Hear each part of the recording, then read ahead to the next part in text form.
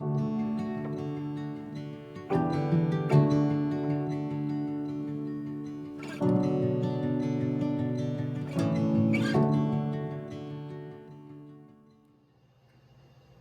êtes probablement au courant qu'hier, il y a un nouveau président élu des États-Unis, M. Joe Biden, qui est maintenant le président. Et un grand nombre, je pense, d'Américains ont dit « ouf », enfin, enfin, parce que peu importe si on est partisan ou non, je pense que c'est un soulagement pour un grand nombre d'Américains et peut-être aussi de Canadiens et pourquoi pas de Québécois qui voient maintenant un nouveau mandat avec ce président qui a une approche complètement différente par rapport à ce que nous avons vu avec Donald Trump. Je ne parlerai pas politique ce matin, mais juste pour vous dire que hier, j'ai écouté quand même son discours de président élu. Et est-ce qu'il y en a qui l'ont écouté? Ont écouté son discours, non? Oui. Et son discours est vraiment intéressant parce qu'il parlait du rapprochement, il parlait de l'unité, parce que vous savez que les États-Unis, c'est un peuple très polarisé ces temps-ci, très divisé. On a fait des clans même, ça va loin. Mais on voit que dans son discours, c'était un discours de paix, un discours d'unité, et même il a parlé de réconciliation. Et j'ai trouvé intéressant, puisque c'est notre thème ce matin pour les 3 prochaines semaines, le thème de la réconciliation. Je pense que c'est important de réaliser que la première réconciliation, ou la réconciliation fondamentale, la plus importante, celle qui va donner toute autre forme à toute autre forme de réconciliation, c'est la réconciliation d'abord avec Dieu.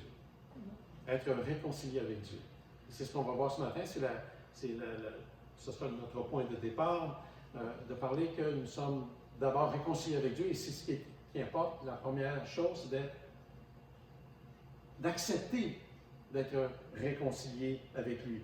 Parce que sans cette réconciliation-là, il est très difficile d'être réconcilié avec soi. Il est très, très difficile aussi de se réconcilier les uns les autres. Et donc, c'est la base, c'est le fondement, et c'est ce que nous allons voir ce matin. Nous avons comme titre la réconciliation sociale. Et pourquoi sociale? Sociale parce que c'est aussi, la réconciliation chrétienne n'est pas une réconciliation simplement verticale avec Dieu, mais c'est aussi une réconciliation qui a des effets de façon horizontale avec soi-même et aussi avec les autres. Et on peut même se demander, on peut même dire qu'en fait, cela est possible. Parce que je dirais que lorsque nous sommes réconciliés avec Dieu, nous sommes réconciliés avec un Dieu trinitaire. Nous sommes réconciliés avec un Dieu qui est en 3 personnes. Peut-être c'est un mystère, de toute évidence, à saisir par la foi, mais c'est quand même un mystère qui est présent dans la parole de Dieu, surtout bien expliqué dans le Nouveau Testament, et évident dans les évangiles lorsque Jésus s'adresse à son Père et qu'on comprend bien que Jésus est aussi Dieu. Donc, je ne vous expliquerai pas ce matin tous le raffinement et les détails de la Trinité, mais partons du fait qu'effectivement, et c'est un dogme que l'Église chrétienne reçoit, contrairement à des sectes qui se disent chrétiennes, la tradition chrétienne et donc dit que le Dieu créateur, que le Dieu que nous avons dans la Bible est un Dieu trinitaire. Donc, un seul être, Dieu, en 3 personnes. Ce qui fait que lorsque nous sommes réconciliés avec Dieu, nous entrons dans cette communauté-là. Et donc, on peut dire que Dieu, ce n'est pas un Dieu seul, c'est un Dieu personnel et il est en 3 personnes. Donc, on peut dire qu'effectivement, même lorsqu'on parle de dimension sociale dans notre relation avec Dieu, cela s'applique aussi. C'est-à-dire que nous entrons dans une société de personnes, le Père, le Fils et le Saint-Esprit, et donc on pourrait dire que ça s'applique là aussi. Et ça peut découler sur aussi nos relations avec les autres. Mais j'aimerais qu'on lise un passage ce matin, le passage dans lequel on le voit le mieux présenté, à mon avis, cette réconciliation avec Dieu. Et c'est l'apôtre Paul qui s'adresse aux Corinthiens. Et c'est dans cette deuxième épître de Paul, donc 2 Corinthiens, au chapitre 5, et je vais lire ce long passage, 2 Corinthiens, chapitre 5, à partir du verset 11, aller jusqu'au chapitre 6, verset 2. Connaissant donc la crainte du Seigneur, nous cherchons à persuader les humains. Nous sommes en pleine lumière devant Dieu, et J'espère être aussi en pleine lumière dans votre conscience.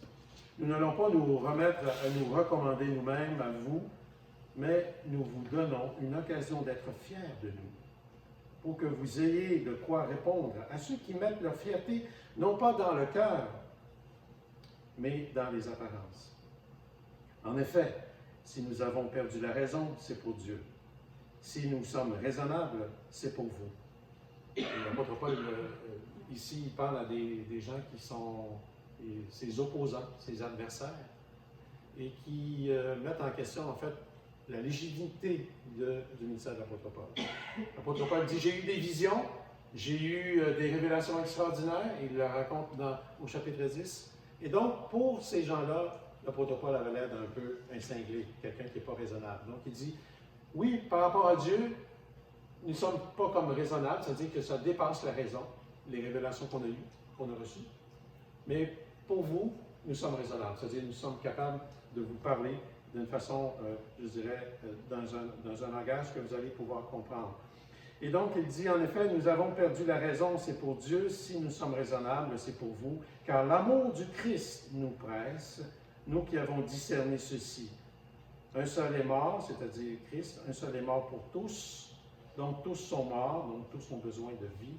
Et s'il est mort pour tous, c'est afin que les vivants ne vivent plus pour eux-mêmes, mais pour celui qui est mort et s'est réveillé pour eux, ou est ressuscité pour eux. Ainsi, nous, dès maintenant, nous ne connaissons personne selon la chair, ou selon la nature humaine, même si nous avons connu le Christ selon la chair. Maintenant, nous ne le connaissons plus de cette manière. Si quelqu'un est dans le Christ, c'est une création nouvelle. Ce qui est ancien est passé, il y a là du nouveau.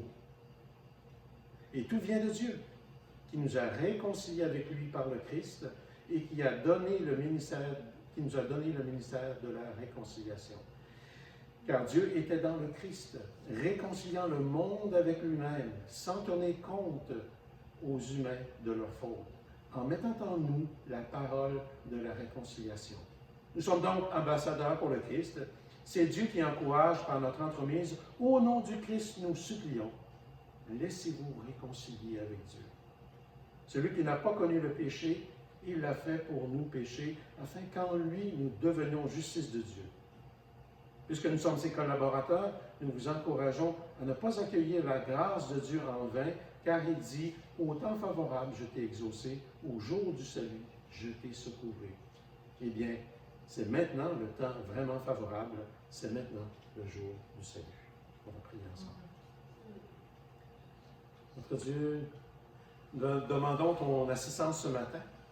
Nous demandons que, par ton esprit, tu viennes nous aider à saisir le sens de ta parole, à saisir, Seigneur, la vérité qui est là, qui est présente, à en comprendre, Seigneur Dieu, les implications et à nous donner, Seigneur Dieu, ce désir et cette volonté de vouloir ta volonté et de l'accomplir. Viens me conduire ce matin.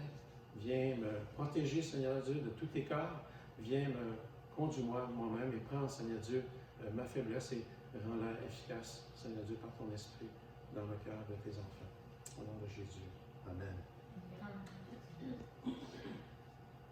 Qu'est-ce que la réconciliation? La réconciliation, quand on lit dans le Petit Robert, c'est une action de rétablir l'amitié. C'est de remettre en accord, c'est de remettre en harmonie des personnes qui s'étaient chicanées, qui s'étaient brouillées. Est-ce qu'il y en a qui ont déjà vécu la réconciliation?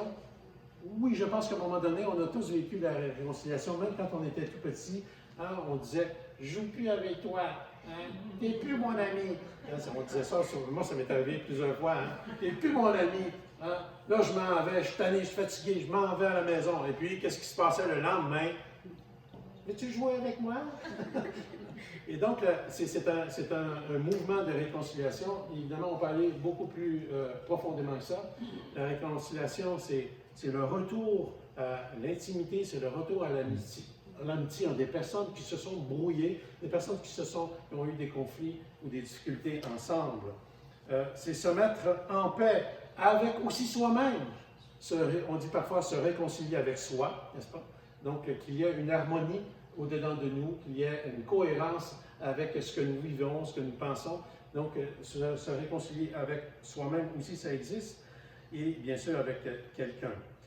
La réconciliation, elle est vue d'une façon différente pour un grand nombre de personnes. C'est-à-dire qu'on ne conçoit pas tous la même ampleur de la réconciliation.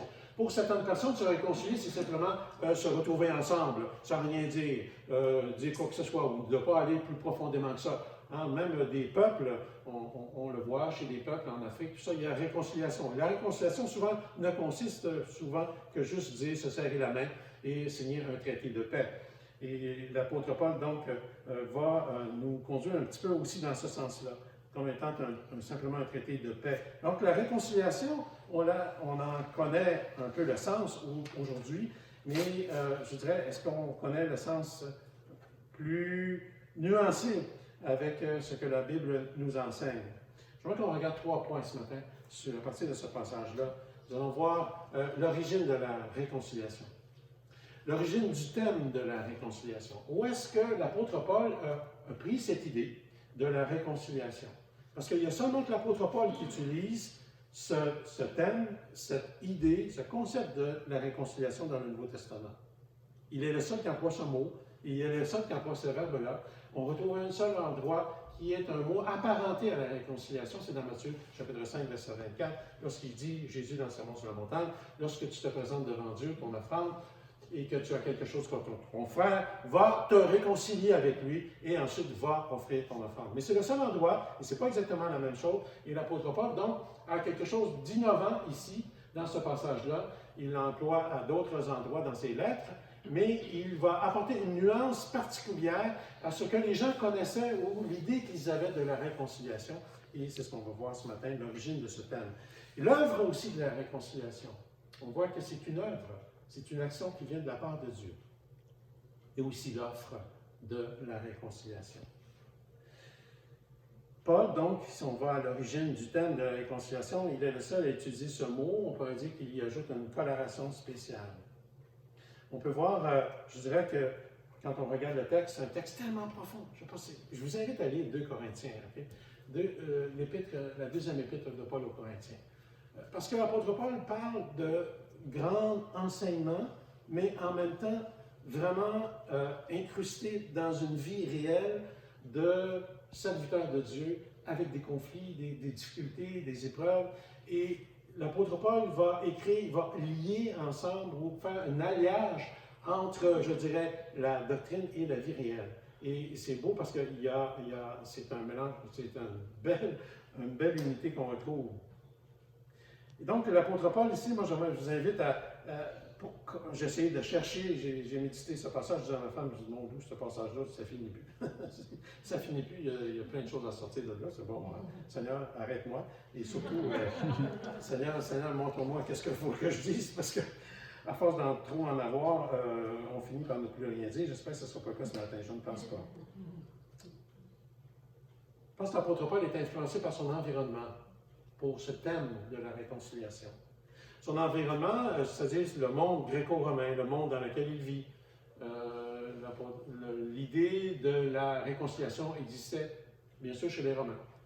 Et entre autres, il y avait une connotation militaire, politique ou militaire. C'est-à-dire que l'empereur, lorsqu'il faisait la conquête de régions ou de pays, en fait, il soumettait ses ennemis, les soumettait, et ce qu'il leur demandait, c'est que ces gens-là puissent se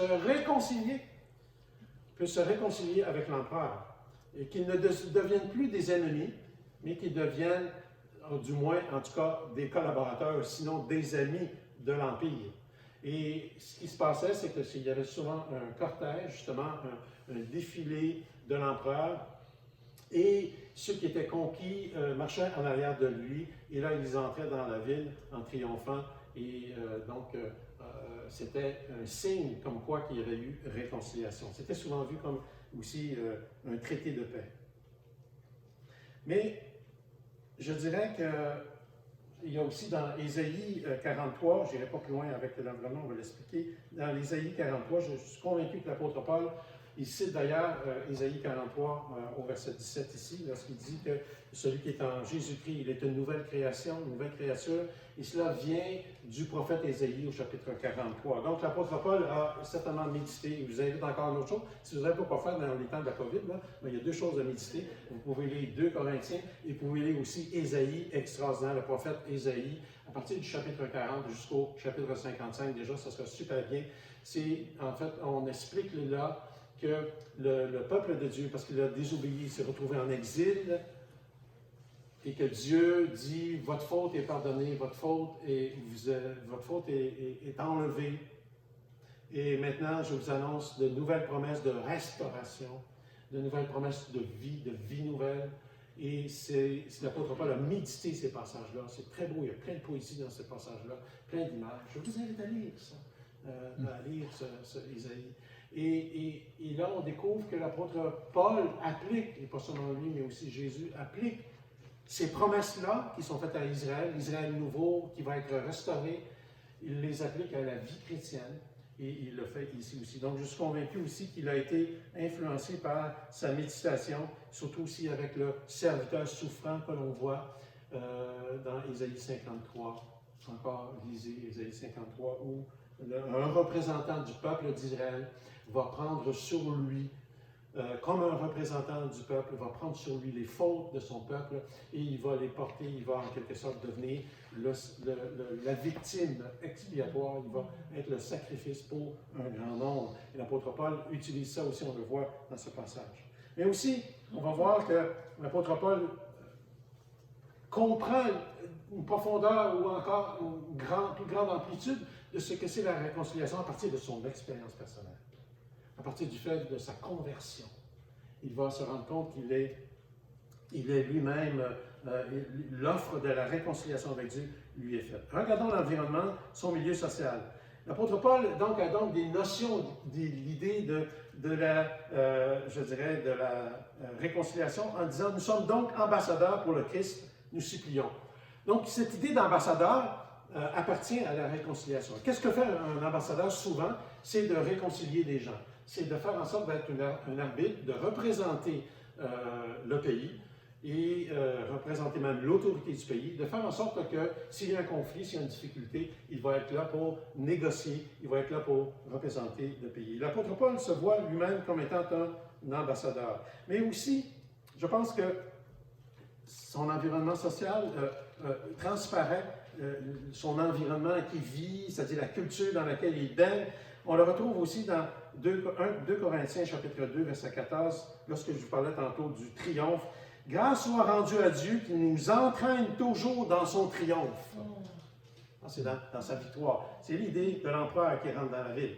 Et là, c'est Christ qui est l'empereur, on peut dire, c'est Christ qui a triomphé de ses ennemis, c'est-à-dire du mal et du péché, de la mort, et que les chrétiens, que l'apôtre Paul, lui, est entraîné, il est dans ce cortège-là, entraîne toujours dans son triomphe, il dit toujours dans son triomphe, dans le Christ, et qui, par nous, répand en tout lieu l'odeur de sa connaissance.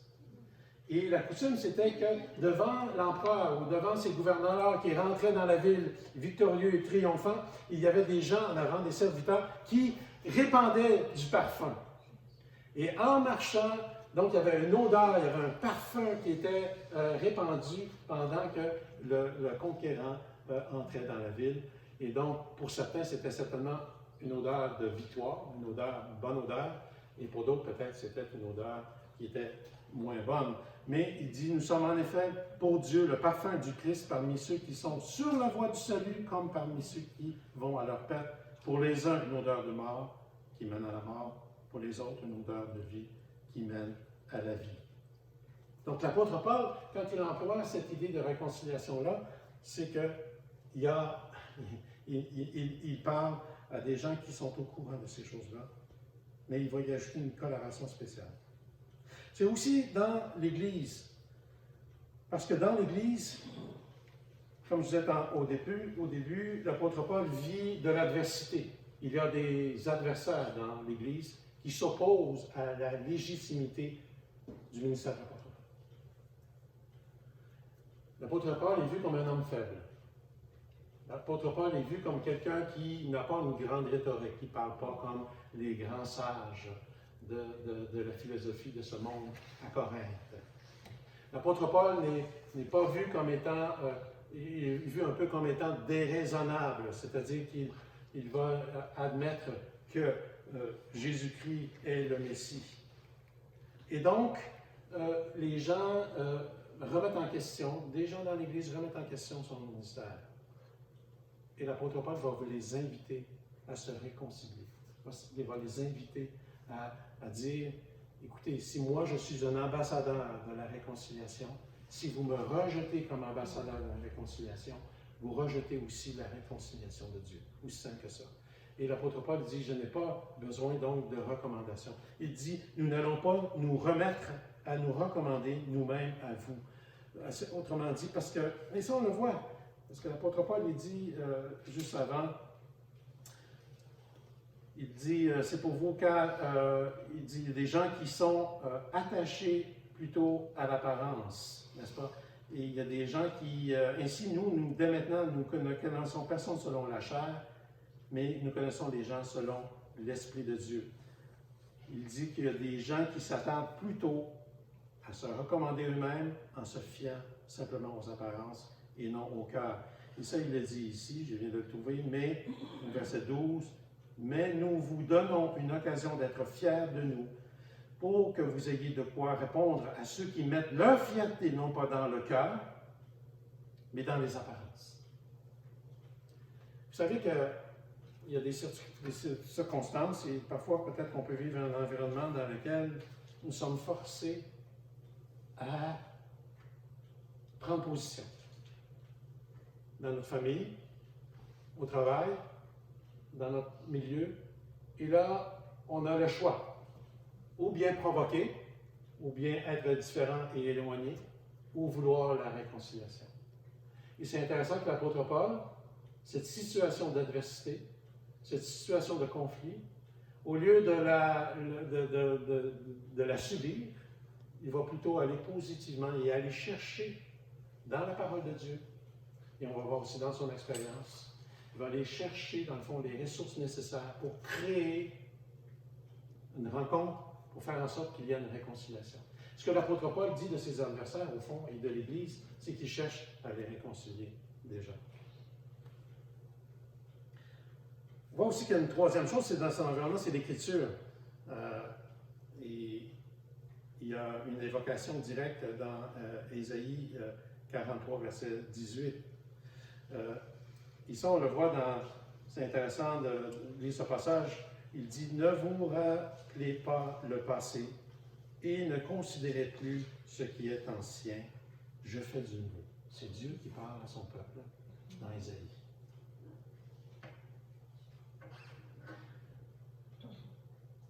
Dieu a, je dirais, fait payer son peuple pour les fautes qu'ils avaient faites. Ils sont allés en exil. Chose terrible pour un Juif de quitter la terre promise et de se retrouver chez la terre des païens. Et Dieu dit, donne un encouragement, le prophète, Dieu par son prophète, ne vous rappelez pas le passé. C'est comme Dieu pardonne. Dieu pardonne. Dieu dit, ce passé-là, qu'il ne soit pas pour vous une occasion d'accusation, une accusation qui va faire que ça va peser sur vous, que ça va vous éloigner de Dieu. Et Dieu est bon justement dans sa justice, et on le voit dans son amour. Ne vous rappelez pas le passé et ne considérez plus ce qui est ancien. Je fais du nouveau. Et c'est cette espérance-là que Dieu va mettre dans le cœur de son peuple et que Dieu met dans notre cœur. C'est pour ça que l'apôtre Paul reprend ces mêmes choses. Il y a une évocation ici de ce passage-là, lorsqu'il dit, si quelqu'un, verset 17, si quelqu'un est uni à Jésus-Christ, est uni à Christ, si quelqu'un est uni à Christ, qui est dans le Christ, c'est une création nouvelle. C'est extraordinaire, c'est puissant. L'implication de la réconciliation. Ce n'est pas simplement une réconciliation qui se fait au niveau de notre tête, mais une réconciliation qui fait qui a comme conséquence et effet, et comme implication, que nous devenons un nouvel être. J'ai employé un gros mot ce matin, réveillez-vous. C'est quelque chose qui touche ce qu'on appelle l'ontologie, okay? Qui touche l'être même. C'est fort, c'est puissant. C'est très puissant. Okay? Ça touche notre être même. Quand nous sommes réconciliés, notre être change. Pourquoi? Pour être en intimité avec Dieu, pour devenir des amis de Dieu, pour ne plus vivre l'hostilité ni l'indifférence, mais devenir amis de Dieu, entrer dans une relation d'amitié avec lui. Et pour ça, il faut être une nouvelle création, une nouvelle créature. Il faut que se passe quelque chose. Et donc, on voit que c'est un encouragement pour l'apôtre Paul, lui, le persécuteur de l'Église. On va le voir dans son expérience, pour le persécuteur de l'Église, qui a maltraité le peuple de Dieu, qui les a emmenés en prison, etc. Pour lui, c'est un encouragement. Il dit, je suis une nouvelle créature. Donc, vous, les adversaires, vous qui dites que mon ministère n'est pas légitime, vous qui m'accusez de toutes sortes de choses, vous qui dites que parce que j'ai été un persécuteur de l'Église, que j'ai peut-être encore des tendances à vouloir soit détruire l'Église ou mener l'Église, je veux juste vous dire que je suis une créature nouvelle. Il y a quelque chose de nouveau qui s'est passé en moi et Dieu m'a pardonné. Et ça, c'est à cause de la réconciliation. C'est parce que Dieu m'a serré. Je me suis réconcilié avec Dieu. Dieu m'a fait sa réconciliation, je l'ai accepté. L'apôtre Paul dit ces choses. Maintenant, il faut faire attention. Ça ne veut pas dire que, comme il est dit, on est une créature nouvelle et que les choses sont devenues nouvelles, qu'on n'a plus, comme chrétien, comme croyant, à retourner dans notre passé. L'apôtre Paul il dit, ne nous enseigne pas ça. Effectivement, nous sommes invités à ce que l'effet du salut, l'effet de notre libération et de la puissance de la croix, nous libère pas simplement comme au jour 1 de notre conversion, mais que ce salut et cette libération puissent s'approfondir, continuer. Et donc, à ce moment-là, oui, parfois, il faut retourner vers le passé. Il faut retourner vers des moments où on a eu des blessures pour qu'elles soient guéries, pour que l'œuvre du salut, ou la libération, vous me saisissez, que l'œuvre du salut s'étende même là, dans les confins de notre cœur, et qui sont souvent associées à des blessures du passé et des douleurs du passé. Donc, ce que l'apôtre Paul dit ici, qu'on est une nouvelle créature des choses passées, c'est qu'on n'a plus ce passé accusateur. On n'a plus ce passé qui nous sépare de Dieu. Mais on a besoin de laisser l'œuvre du salut faire encore son œuvre dans notre cœur. Et cela, parfois, il faut retourner dans le passé, si on peut dire, en pensée vers nos souvenirs, pour être qu'ils soient guéris. Oui, un passé qui a causé peut-être des blessures, des fractures, des ruptures, des lésions qui ont besoin d'être guéries. Le salut, c'est justement un processus du rétablissement de nos relations avec soi-même, avec les autres et en commençant par Dieu. Donc l'apôtre Paul mentionne ça, et certainement qu'il a fait appel à cette écriture dans Isaïe. Et on a un autre beau passage, Isaïe 43, verset 4, il dit ceci, « Du fait que tu as du prix à mes yeux, » c'est Dieu qui parle à Israël, « Du fait que tu as du prix à mes yeux, du fait que tu es glorifié et que je t'aime, je donne des hommes à ta place et des peuples pour ta vie. » Et c'est là on voit dans ce passage-là l'idée de la substitution. Je paye ou je fais payer, je fais en sorte que je puisse te racheter et je paye un prix. Et ça nous prépare déjà à celui qui va le faire complètement, c'est-à-dire le serviteur souffrant, le serviteur qu'on retrouve dans Isaïe 53, versets 4 et 6, il dit, en fait, en parlant du serviteur souffrant dans Isaïe 53, et qui est automatiquement qui a été vu et interprété comme étant Jésus-Christ.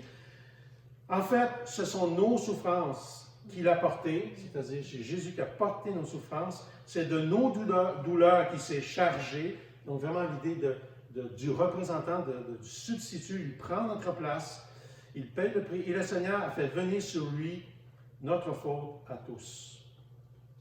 Et donc, nous aussi, nous pouvons méditer sur les effets de la réconciliation. Maintenant, regardons l'expérience de l'apôtre Paul.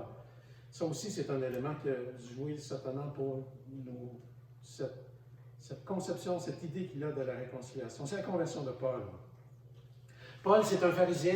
Paul, c'est un persécuteur de l'Église. Paul, l'apôtre Paul, il s'appelait Saül avant, ou Saoul, ça ne dit pas bien Saoul, hein? Saul, qui était un pharisien, un zélé, plus zélé que les autres, nous dit la parole de Dieu même. On le lit dans les Actes des Apôtres, Acte 7, et qu'il est là pour aller pourchasser les chrétiens, les gens, parce qu'il a une idée de Jésus. Il voit Jésus comme étant un faux Messie. Il voit Jésus comme étant un imposteur. Et c'est la raison pour lui, dans sa logique, qu'il est mort à la croix.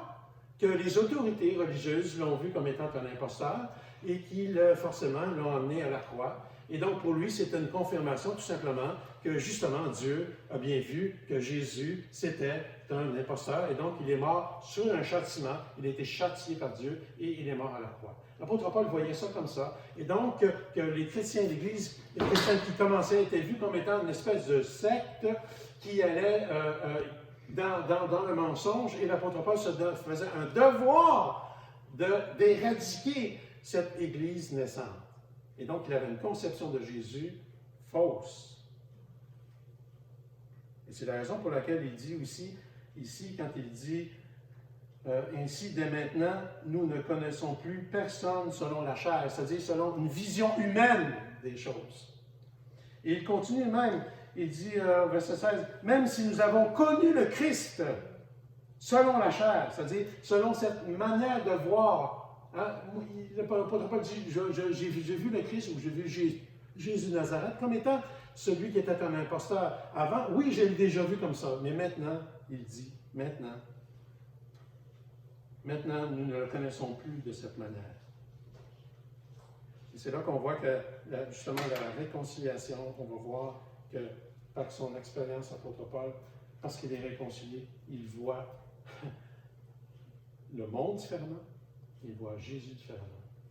Et quand on parle à des gens, n'est-ce pas qu'il y a des gens qui n'ont pas connu la réconciliation avec Dieu, qui n'ont pas connu cette intimité avec Dieu, voient souvent Jésus comme étant un bon monsieur. Voyant Jésus comme étant peut-être un prophète, voyant Jésus comme étant ouais, on ne sait pas trop, voyant Jésus comme, ouais, c'est tout, mais voit selon une vision humaine des choses. Et moi, je vous dis ceci. L'apôtre Paul dit que c'est par l'Esprit de Dieu qu'on peut reconnaître les choses de l'Esprit de Dieu, qu'on peut reconnaître qui est Jésus-Christ. Il dit, juste avant, 1 Corinthiens chapitre 1, verset 18, « Car la prédication de la croix est une folie pour ceux qui périssent, mais pour nous qui sommes sauvés, elle est une puissance de Dieu. » Il dit folie pour les Grecs, scandale pour les Juifs. Folie pour les Grecs, c'est-à-dire ça n'a aucun sens qu'un libérateur des hommes, un libérateur du monde, puisse mourir sur une croix. Hello? C'est une folie. Wow! Écoute, réveillez-vous, là, les chrétiens. Il dit, réveillez-vous, c'est ce que l'apôtre Paul veut nous dire. Et pour les Juifs aussi, c'est un scandale. Voyons donc! Les Juifs croient au Messie, qu'un Messie, leur Messie, meurt sur la croix. Voyons donc. Scandale, ça veut dire que c'est une pierre qui te fait renverser, qui t'enfarge. Okay? C'est ça un scandale, scandalos. C'est une roche qui te fait tomber. Okay? Pour le raisonnement d'un Juif, non, c'est comme ça, on dit en latin québécois, ça tilte. Ça ne marche pas, tu sais. Pas capable de dire, non, mon Messie, le Messie que j'attends, ne peut pas mourir. Mais l'apôtre Paul avait ces conceptions-là. Et sur le chemin de Damas, Acte chapitre 9, alors qu'il s'en allait à Damas pour aller mettre en prison des hommes et des femmes en prison, parce que les femmes parlaient. Hein? Ils les mettaient en prison pas pour rien. Ils les mettaient en prison parce que les femmes parlaient. Okay? Les femmes ne se taisaient pas dans l'Église. Amen. Je m'attendais à un petit amen. Amen. Bon. S'ils les mettaient en prison, c'est parce qu'elles étaient une menace. Okay? Sinon, ils ne les avaient pas mis en prison. Enfin bref, c'est juste une parenthèse. Mais, donc, l'apôtre Paul pensait comme ça. Il s'en allait. Et là, vision extraordinaire, il voit le Christ ressuscité. Et c'est pour ça qu'il dit, Jésus dit, « Saul, Saul, pourquoi me persécutes-tu? » Pourtant, Jésus est au ciel, OK? On s'entend. Donc, Jésus n'est pas persécuté physiquement. Mais il y a tellement une association proche entre son Église, son peuple, et lui, qui a persécuté l'Église, c'est aussi persécuter le Christ. C'est aussi persécuter Jésus. Donc, Saul, pourquoi me persécutes-tu? Il répondit, qui es-tu, Seigneur? Il entend une voix du ciel, il est lumineux comme ça. Il dit, moi, je suis Jésus, ou moi, je suis, c'est intéressant. Moi, je suis, ou le je suis. Moi, je suis Jésus, celui que toi, tu persécutes. Et là, l'apôtre Paul s'attend, je ne sais pas à quoi il s'attend. Il s'attend peut-être de disparaître sous un éclair, une boule de feu qui tombe dessus. Tu seras jugé, tu es jugé maintenant, et meurs. OK? Voilà ton châtiment. Non. Jésus lui dit, tu vas être mon serviteur. C'est toi qui vas parler de moi. C'est toi qui vas être mon ambassadeur. C'est toi qui vas être mon représentant. Et là, Paul va dire, mais que j'ai persécuté ton Église, j'ai mis des gens en prison, j'ai accepté le meurtre de ces gens-là. Et là, l'apôtre Paul découvre quoi? La grâce de Dieu. Il découvre la grâce de Dieu. Il découvre la faveur de Dieu. Il découvre que, en fait, Dieu a tout fait, Jésus fait tout pour qu'il soit réconcilié, que l'apôtre Paul se réconcilie avec lui. C'est pourquoi la réconciliation, c'est pas juste une petite affaire, une affaire de tête. C'est pas juste une affaire de juste une conversion comme ça à la surface, mais ça a des conséquences de nouvelle création, ça a des conséquences de voir la réalité d'une autre façon, de connaître la réalité d'une autre façon, et c'est aussi de découvrir la grâce. Donc, l'apôtre Paul a examiné toutes les implications de la réconciliation, ses effets. Et on voit l'expérience encore de l'apôtre Paul. Il dit, ainsi désormais, nous ne considérons plus personne d'une manière purement humaine. Certes, autrefois, nous avons considéré Christ de cette manière, mais ce n'est plus ainsi que nous le considérons. Son expérience, nous la poursuivons. Il vit aussi une transformation dans son être même. Donc, je répète et je reprends ce passage-là. Donc, l'expérience encore. Ainsi, si quelqu'un est uni à Christ, il appartient à une nouvelle création. Les choses anciennes sont passées. Voici, les choses nouvelles sont venues. Tout cela est l'œuvre de Dieu qui nous a réconciliés avec lui. Mais pourquoi vous pensez que Dieu nous a réconciliés? C'est pour avoir une relation d'amitié avec lui. As-tu oublié la profondeur de la réconciliation, le prix de la réconciliation, le privilège de la réconciliation? Tu étais ennemi, j'étais ennemi de Dieu, ou indifférent, ou hostile, ou ça ne m'intéresse pas trop, à entrer dans une relation intime, personnelle et d'amitié. Pas juste une relation religieuse, une relation d'amitié. Et même une relation d'amour.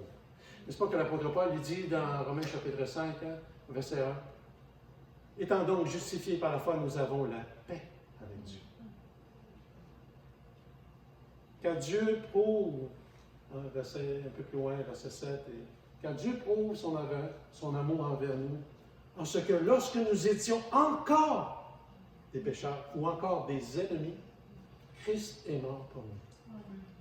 Donc, Dieu n'a pas attendu qu'on soit réconcilié avec lui. La réconciliation, ce n'est pas une affaire qu'on se réconcilie avec Dieu, c'est Dieu qui nous invite. C'est Dieu qui fait les premiers pas. Nous, on ne fait pas de premiers pas, on peut dire, on fait juste répondre. L'œuvre de la réconciliation, c'est ce que ça nous amène. Parce que nous sommes, j'aimerais tellement qu'on saisisse cette puissance-là, de cette vérité, parce que la réconciliation, c'est d'entrer dans une amitié de Dieu. Et sans cette réconciliation-là, il y a inimitié. Sans cette réconciliation-là, il y a éloignement de Dieu. Il y a froid avec Dieu. Il y a une brouille avec Dieu. Il y a une inconnaissance de Dieu. Dieu est loin. Et on le voit déjà, ça commence déjà dans la Genèse chapitre 3, où il y a une aliénation, il y a un éloignement. Et ça produit des désastres terribles sur le plan psychologique. On le voit dans Genèse. Hein? Vous lirez chapitre 3 à partir du verset 16 et même un petit peu avant. Il y a un effet psychologique, c'est-à-dire que Adam et Ève ont peur, ils ont honte, ils se cachent devant Dieu. Ils perdent leur identité profonde. Il y a aussi une conséquence néfaste sur le plan social, c'est-à-dire qu'Adam et Ève ne s'entendent plus. Adam va blâmer Ève, va dire c'est de sa faute. Puis Ève va dire ouais, mais là, puis là, on peut continuer là-dessus. Il y a une dimension sociale. Il y a un conflit, on le voit avec Caïn, Abel et Caïn, etc. Et ça continue. Il y a aussi une conséquence physique.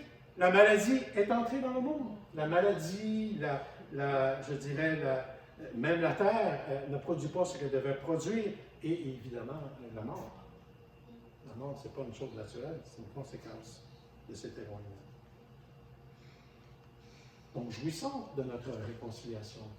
Entrons dans la réconciliation. Cette œuvre de réconciliation, elle est initiée par Dieu. C'est lui qui fait les premiers pas. C'est lui qui vient vers nous. C'est lui qui dit, laissez-vous vous réconcilier. C'est ce qu'il dit. Hein? Laissez-vous réconcilier. Il le dit clairement. Quand quand l'apôtre Paul dit au verset 20, laissez-vous réconcilier avec Dieu. C'était compris par Jésus-Christ. Et ça, on reprend à ce moment-là, ici. Et vous me suivez toujours, hein? Vous êtes là, même si on est ailleurs, vous êtes là quand même. OK? Ésaïe 53, quand il dit, par exemple, que le serviteur souffrant meurt pour nous, c'est accompli par Jésus. Et on le voit ici clairement. C'est-à-dire, c'est Dieu qui nous réconcilie, mais par Jésus. Il dit, et tout vient de Dieu qui nous a réconciliés avec lui par le Christ. Et verset 19, ce qui est extraordinaire, il dit, car Dieu était dans le Christ. C'est une œuvre trinitaire. Parce qu'on voit que Jésus, dans l'Hébreu, chapitre 9, s'est offert par un esprit éternel. Et que si maintenant on est capable de saisir la réconciliation, ce n'est pas une affaire du passé, ce n'est pas juste une action du passé, mais cet effet de la réconciliation et cet effet de l'amitié, nous pouvons y goûter maintenant par le Saint-Esprit, qui applique dans notre vie les réalités qui sont produites à la croix il y a près de 2000 ans. Et ça, c'est par l'Esprit. Sinon, ça ne reste qu'une connaissance historique. Et ça devient une connaissance qui est vécue. Car Dieu était dans le Christ, réconciliant le monde avec lui-même. Et un jour, cette réconciliation du monde va se faire d'une façon extraordinaire, parce que Dieu va réconcilier toutes choses, sans tenir compte aux humains de leur faute. Sans tenir compte aux humains de leur faute. Parce que s'il l'avait fait, il ne serait jamais venu. Hein? Il ne serait jamais venu. Mais voilà, c'est là qu'on voit justement qu'il a pris la place. Donc, il a pris sur lui, et mettant en nous la parole, il continue au verset 21, une vérité très forte et profonde. Celui qui n'a pas connu le péché, c'est Jésus. Jésus n'a pas connu le péché. Jésus a même dit, qui me convaincra de péché? Qui va essayer de me convaincre que j'ai déjà péché? Personne. Mais celui qui n'a pas connu le péché, donc il est innocent, Dieu, il l'a fait pécher pour nous. Il l'a fait pour nous pécher, afin qu'en lui, nous devenions justice de Dieu. Et donc, il a fait pour nous pécher, ça veut dire qu'il a fait comme pour nous une offrande au péché. Donc, Jésus, c'est vraiment donné.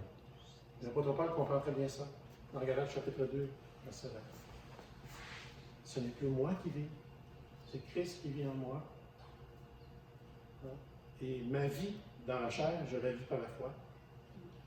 Pas celui qui s'est donné pour moi et qui m'a aimé et qui s'est donné pour moi.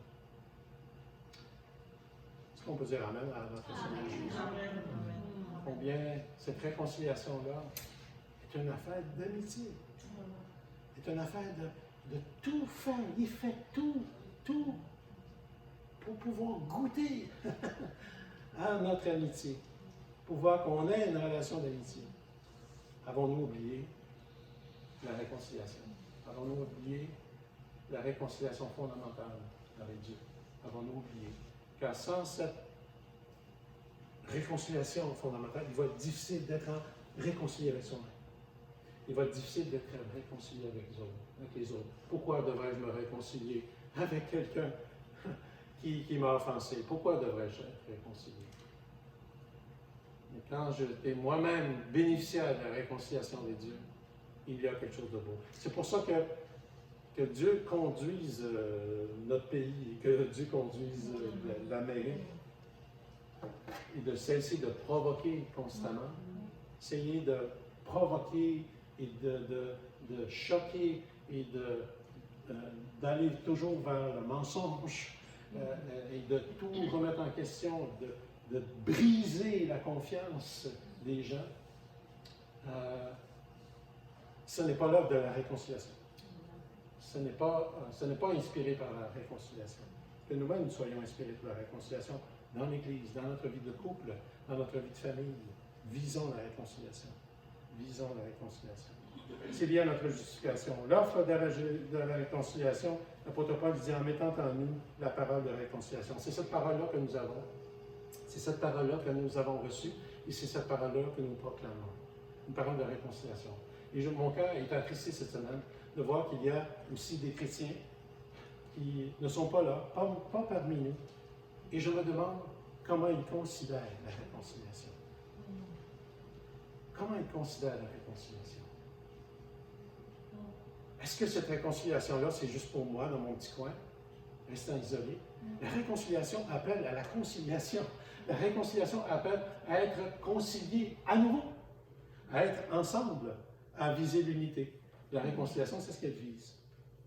Et donc, en mettant en nous la parole de réconciliation, nous sommes donc ambassadeurs pour le Christ. C'est Dieu qui encourage par notre entremise. Et cette offre s'exprime d'une façon très poignante dans l'apôtre Paul lorsqu'il dit « Laissez-vous réconcilier avec Dieu. » Puisque nous sommes ses collaborateurs, nous vous encourageons à ne pas accueillir la grâce en vain. Cette application-là, on peut la faire pour le salut. Je sais que c'est un long message ce matin, mais c'est la première. Mais c'est un message qu'on peut appliquer pour les gens qui nous entourent, la réconciliation. Mais ici, le contexte, le passage, c'est que l'apôtre Paul a une Église qui est un peu contre lui. Il a des adversaires dans l'Église. Est-ce que l'apôtre Paul, le message de la réconciliation, il l'adresse en premier lieu aux gens de l'Église. Et c'est pour ça qu'il dit, c'est grave, c'est grave. Il dit ici, puisque nous sommes ses collaborateurs, nous vous encourageons à ne pas accueillir la grâce de Dieu en vain. L'apôtre Paul ne parle pas à des gens qui ne connaissent pas Dieu. Il écrit cette lettre aux Corinthiens. Il écrit cette lettre à des gens qui sont déjà convertis. Car il dit, au temps favorable, je t'ai exaucé, au jour du salut, je t'ai secouru. Eh bien, c'est maintenant le temps vraiment favorable, c'est maintenant le jour du salut. Et il parle à des chrétiens. C'est quand même assez puissant. Et donc, il faut être conscient de la réconciliation, de l'impact. L'impact pas simplement pour les gens qui ne connaissent pas Dieu, mais aussi pour tous ceux qui font partie du peuple de Dieu. Tous ceux qui font partie du peuple de Dieu. Il y a une grâce à refuser, il y a une grâce à accepter, ici. Et que c'est aujourd'hui, c'est comme ça, on n'a pas besoin d'attendre. C'est aujourd'hui qu'on doit saisir la grâce et de dire, afin de connaître un secours. Un secours. Je trouve déplorable que des chrétiens au Québec profitent de la situation de la distanciation sociale et de l'éloignement et du confinement pour se déconnecter de la grande communauté chrétienne. Je trouve malheureux. Je trouve malheureux. Car à ce moment-là, on ne vit pas pleinement cette réconciliation personnelle qu'on a vécue. Et on doit la vivre aussi avec nous. Que le Seigneur vous bénisse. Que le Seigneur on va juste prier, terminer par la prière. Seigneur, notre Dieu, nous voulons te remercier de cette grande œuvre de la réconciliation. Et Seigneur, ce matin, nous-mêmes, on en est bénéficiaires et on t'en rend grâce parce que tu as changé notre vision des choses. Tu as changé d'abord notre vision de comment on doit te voir. Et Seigneur Dieu, comment on doit voir aussi les autres. Seigneur, je te remercie. Parce que la chose la plus importante dans notre vie, c'est de dire cette parole. Laissez-vous réconcilier avec Dieu. Seigneur Dieu, cette parole, on veut la porter, on veut la vivre, on veut la communiquer. Et je te prie, pour Seigneur Dieu, pour tous les enfants de Dieu et pour toute ton Église qui est dispersée actuellement à cause de la situation, de ce qu'on vit, tu connais, Seigneur. Je te demande que ton esprit puisse faire en sorte qu'il y ait encore rassemblement spirituel. encore unité spirituelle, encore réconciliation spirituelle. Seigneur, je t'en prie, afin que ton Église soit forte, soit solide, et qu'en toute chose, et par-dessus toute autre chose, que tu sois honoré pour tout ce que tu as fait pour nous. Seigneur, que ton nom soit loué au milieu de nous.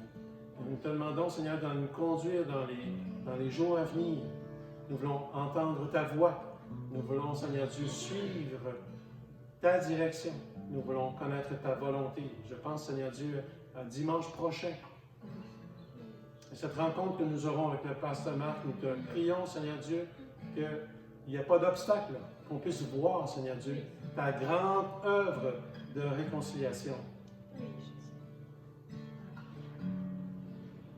à travers ta grande Église, ta seule Église. Qu'on puisse la voir ici, Seigneur. Aide-nous à être des ambassadeurs, Seigneur Dieu, de ta réconciliation, des ouvriers de paix. En ton nom, nous te le demandons. Amen. Amen, Seigneur.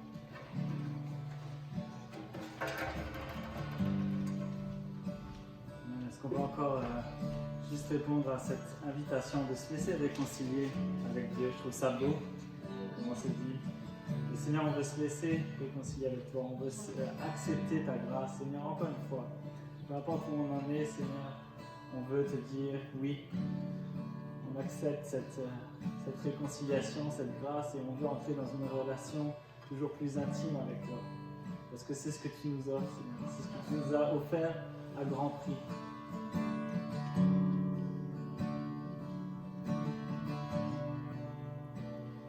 Alors nous voici devant toi, Seigneur. Comment un moment encore juste pour se présenter devant Dieu. Dire Seigneur, nous voici. Le cœur grand ouvert, les bras grands ouverts pour t'accueillir, pour recevoir. Quel don précieux, quelle grâce.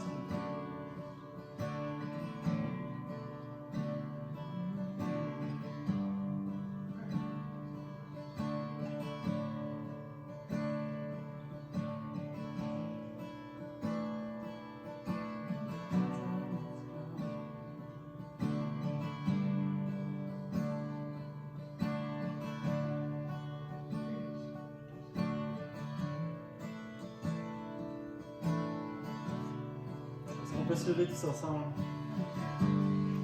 Puis si c'est ton désir ce matin d'accepter la réconciliation que Dieu nous offre, je t'invite à juste élever ta voix.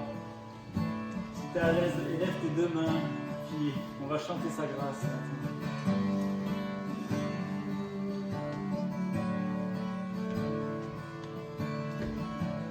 Ensemble, amour parfait. Amour parfait. Tu t'es donné à la croix pour tout effacer de mes péchés. Tu t'es chargé sur le bois. C'est par ta grâce, c'est par ta grâce seule que je suis pardonné. C'est par ta grâce seule que tu m'as acheté. Chantons. Oh, oh.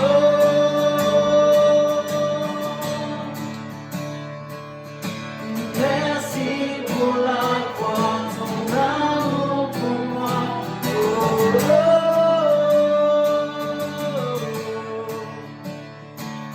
Ta grâce ne faillit pas.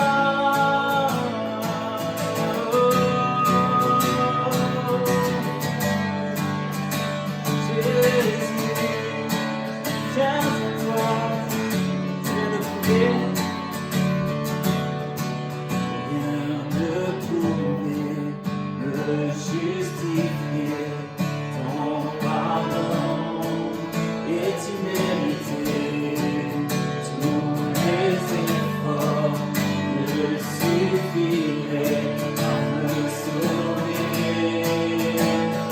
C'est par ta grâce seule que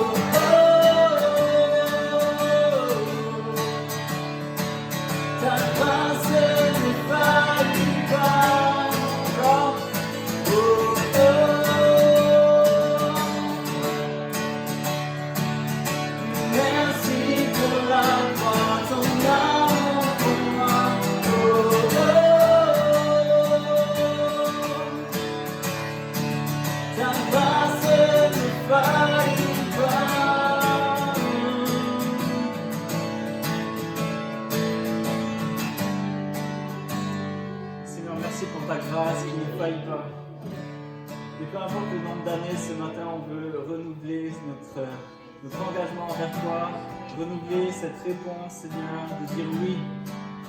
Oui, on t'accueille dans nos vies, Seigneur.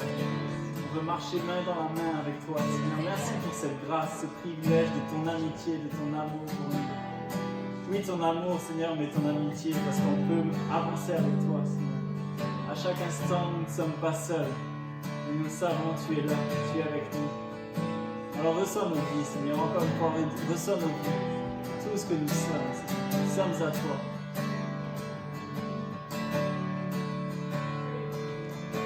Amen. Est-ce qu'on peut acclamer notre Dieu ce matin?